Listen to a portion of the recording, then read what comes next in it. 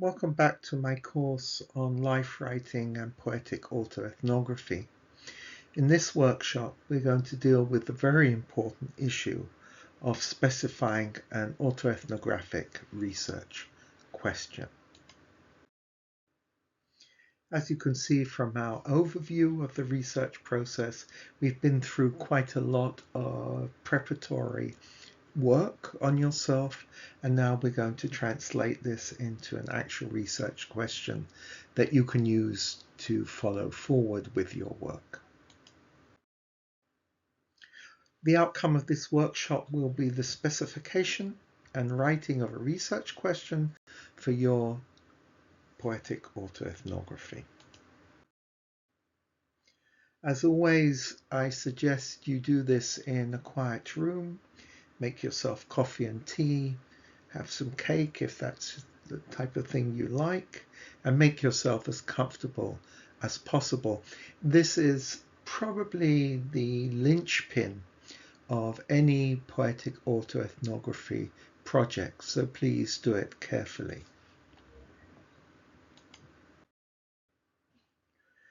So we start off with a self-reflection process. You've done quite a lot of work, and basically what I would like you to do is to go over your poetic images, your narrative contextualizations, and your critical reflections.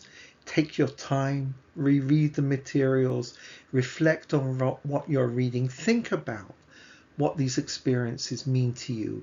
Think about what you've described. Think about the images you have used. Once you've done that, it's time to do what we call a thematic analysis. As you think about your collection of experiences, what recurring themes or patterns do you find?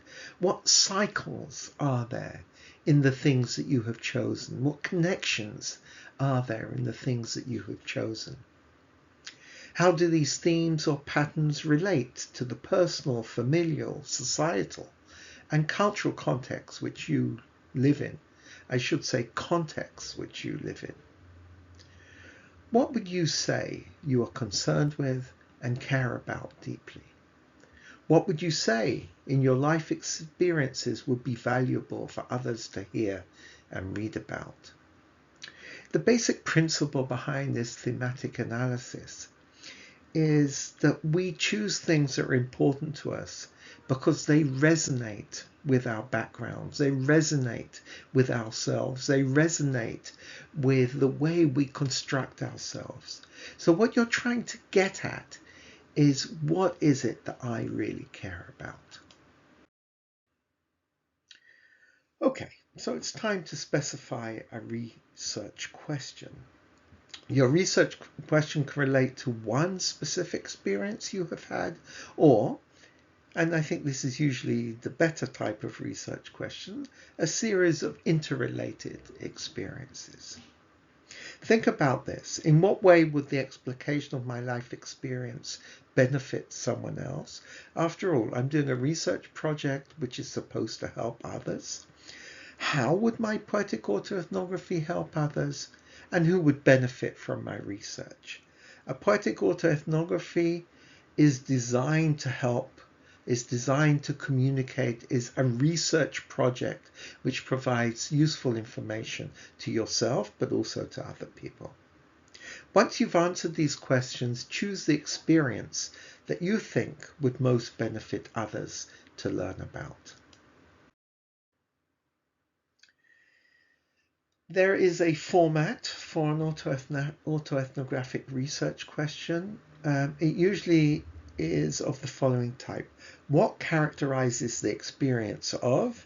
And you need to fill in the type of experience you're thinking of. For example, what characterizes the experience of losing a parent? What characterizes the experience of learning to dance? What characterizes the experience of living with an advanced cancer diagnosis?